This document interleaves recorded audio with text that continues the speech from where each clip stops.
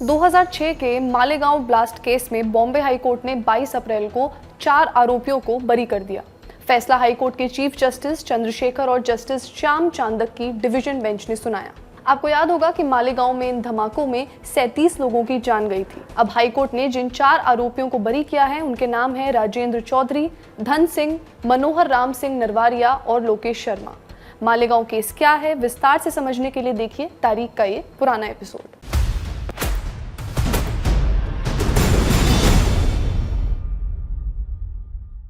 नमस्कार, मेरा नाम है निखिल और आप देख रहे हैं तारीख, जिसमें हम सुनाते हैं उस तारीख से जुड़ी भारत की ऐतिहासिक कहानियां। आज 8 सितंबर है और आज की तारीख का संबंध है एक सीरियल ब्लास्ट से, जिसकी गुत्थी आज 15 सालों बाद तक उलझी की उलझी है। मालेगांव का वो ब्लास्ट जिसकी तहकीकात Korean movie memories of murder की स्क्रिप्ट की तरह नेल बाइटिंग तो रही, लेकिन उस मूवी की तरह किसी निष्कर्ष पर पहुंची नहीं। कम से कम तारीख का ये एपिसोड तैयार होने तक यही हाल रहा। मालेगांव महाराष्ट्र के नासिक ज़िले का एक गांव जो कस्बा है, छोटा शहर कह सकते हैं, दिल्ली की तुलना में नहीं, लेकिन जिस तरह के शहर हमारे देहात में होते हैं उस हिसाब से छोटा शहर, बड़ा कस्बा, जो 2006 के पहले तक महाराष्ट्र के टेक्सटाइल हब के रूप में विख्यात था।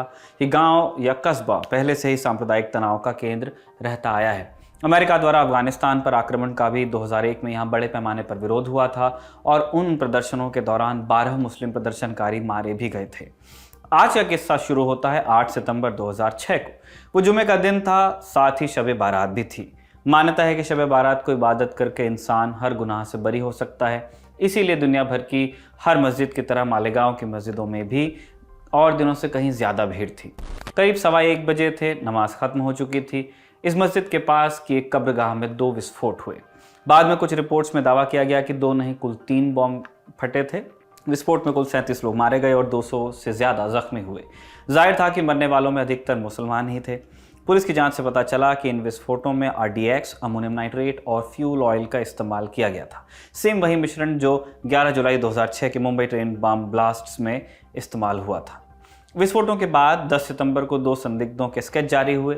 28 नवंबर 2006 को मुंबई पुलिस की DGP PS पसरीचा ने कहा, हमने मालेगांव विस्फोट मामले को सफलतापूर्वक हल कर लिया है। हालांकि हम मामले में 8 अन्य संदिग्धों की तलाश कर रहे हैं। आतंकवाद विरोधी दस्ते ATS ने 2006 के बीतते 9 लोगों को गिरफ्तार भी कर लिया। नूरुल हुदा, रईस अहमद, सलमान फारसी, फरोख मखदूमी, शेख मोहम्मद अली, आसिफ खान, मोहम्मद जाहिद, अबरार अहमद और शब्बीर मसीहुल्लाह बत्तीवाला।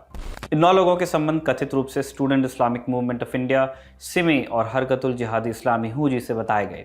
इनमें से 3 आरोपियों ने साजिश में अपनी संलिप्तता की बात स्वीकार कर ली, लेकिन इन 3 में से 2 आरोपी मैजिस्ट्रेट के सामने ये कहते हुए अपने बयान से मुकर गए कि उन्हें दबाव में आकर एक कन्फेशन देना पड़ा था। 2007 में CBI ने भी ATS की जांच पर मुहर लगा दी, लेकिन फिर मामले में एक नया मोड़ 2010 में आया जब स्वामी असीमानंद ने 2006 और 2008 के मालेगांव और 2007 के समझौता एक्सप्रेस बम ब्लास्ट में हाथ होने की बात स्वीकारी।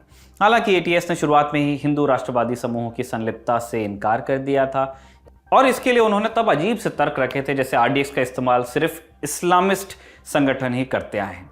लॉजिक। ATS के इस बयान पर तब तत्कालीन प्रधानमंत्री मनमोहन सिंह ने भी कहा था कि हिंदुत्ववादी गुटों की भागीदारी को एकदम से रूल आउट करना या रूल इन करना भी अनुचित होगा, किसी भी अति में जाना अनुचित होगा।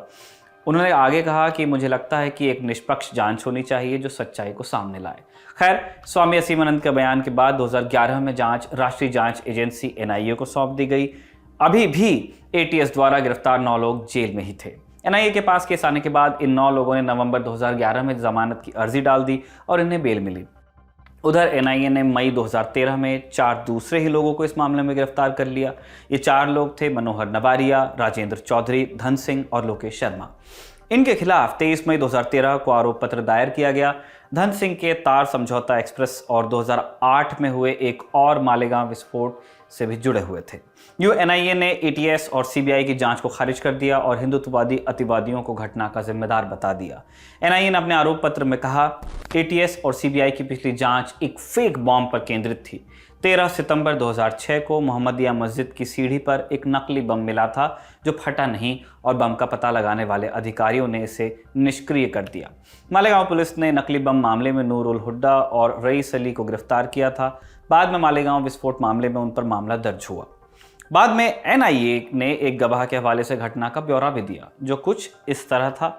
हमले का निर्णय दक्षिणपंथी हिंदुत्ववादी मॉड्यूल के वरिष्ठ सदस्यों द्वारा लिया गया था, जिनमें आरएसएस के पूर्व प्रचारक सुनील जोशी भी शामिल थे, जिनकी बाद में उनके ही साथियों द्वारा कथित तौर पर हत्या कर दी गई। बहुत सनसनीखेज केस था ये। काल सांगरा और शर्मा को घटना को अमल में लाने का काम सौंपा गया था और इन दोनों ने चौधरी धन सिंह और मनोहर सिंह को बम प्लांट करने के लिए बोला। इस टीम ने पहले मालेगांव की रेकी की। धमाकों के दिन शर्मा टीम को मालेगांव ले गए, जहां काल सांगरा ने उन्हें आरडीएक्स और मुसलमानों की तरह भेष बदलने के लिए कपड़े दिए। काल सांगरा, धन सिंह, मनोहर सिंह और चौधरी बड़ा कब्रिस्तान के पास हमीदिया मस्जिद के पास साइकिल पर बम रखने के लिए गए। शर्मा फिर बाकी तीनों को इंदौर वापस ले गए। दूसरी तरफ एटीएस ने 2006 में कहा था कि विस्फोट सांप्रदायिक दंगे भड़काने के लिए मुस्लिम युवकों द्वारा किए गए थे।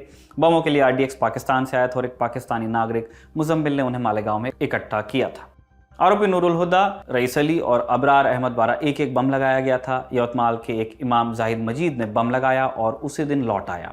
एक बैटरी की दुकान का मालिक शबीर मसीहुल्लाह भी इस साजिश का हिस्सा बताया गया था। ये एटीएस की कहानी थी। लेकिन एटीएस की इस थ्योरी में दो दिक्कतें थी। पहली, विस्फोट के समय शब्बीर मसीहुल्लाह एक अन्य मामले में मुंबई क्राइम ब्रांच की हिरासत में था। और दूसरी दिक्कत यह थी कि लगभग 250 यवतमाल निवासियों ने यह कहते हुए हलफनामा दायर कर दिया था कि मजीद उस समय कस्बे में ही था और यवतमाल और मालेगांव के बीच करीब 11 घंटे या 450 किलोमीटर की दूरी है। उस टाइम रोड्स और ख़राब होती थी, अभी भी रास्ता बहुत अच्छे से बना नहीं है। इसके बाद एनआईए ने एटीएस द्वारा आरोपी ठहराए गए 9 लोगों को क्लीन चिट देकर उनको बरी करने के लिए अर्जी दे डाली। वहीं एटीएस द्वारा उनके गिरफ्तार किए गए 9 आरोपियों को बरी करने का विरोध किया जाने लगा। हालांकि बाद में एनआईए ने कहा कि 9 आरोपी बरी नहीं हो सकते क्योंकि सीबीआई और एटीएस ने उन पर आरोप लगाया है। और अंत में एनआईए ने यह भी कहा कि वो इन 9 आरोपियों को बरी करने का समर्थन या विरोध नहीं करती है। अंततः 25 अप्रैल 2016 को महाराष्ट्र संगठित अपराध नियंत्रण अधिनियम मकोका अदालत ने इन 9 आरोपियों को बरी कर दिया। एनआईए ने तब कोर्ट में कहा कि उनके पास इन 9 आरोपियों के खिलाफ सबूत नहीं है। आरोपियों के 2 सेट्स के चलते 14 दिसंबर 2017 को बंबई हाईकोर्ट ने एक सुनवाई के दौरान कहा भी कि एनआईए के निष्कर्ष सीबीआई और एटीएस जैसी सक्षम जांच एजेंसियों से इतने अलग कैसे हो सकते हैं। जब एटीएस और सीबीआई ने 9 लोगों को आरोपित किया तो एनआईए इस निष्कर्ष पर कैसे पहुंची कि दोनों जांच गलत थी और फिर आरोपियों के एक नए सेट का नाम लिया जाने लगा। ये कैसे हुआ? जुमे के दिन हुए इस ब्लास्ट का लेटेस्ट अपडेट भी जुमे के दिन का ही है, तारीख 14 जून 2019। इस दिन बॉम्बे हाईकोर्ट ने एनआईए वाले सेट को जमानत दे दी। एनआईए वाले सेट का मतलब जिन 4 लोगों को एनआईए ने गिरफ्तार किया था उन्हें। न्यायाधीशों ने कहा कि याचिकाएं स्वीकार की जाती हैं। आवेदकों को 50,000 रुपए के नकद मुचलके पर रिहा किया जाता है। आवेदकों को हर सुनवाई के दौरान विशेष अदालत में उपस्थित होना होगा और आवेदक या आरोपी इस दौरान न तो सबूतों से छेड़छाड़ करेंगे, न ही गवाहों से संपर्क करेंगे। इससे पहले स्पेशल कोर्ट ने इन 4 की जमानत की अर्जी नामंजूर की थी।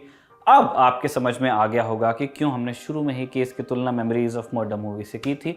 अच्छी मूवी है, नहीं देखिए तो पहली फुर्सत में देख सकते हैं। अभी के लिए विदा, कल मिलेंगे एक नए एपिसोड के साथ। तारीख के इस एपिसोड को लिखा था हमारे साथी दर्पण ने और कैमरा पर इससे रिकॉर्ड किया था हमारे साथी राशिद ने।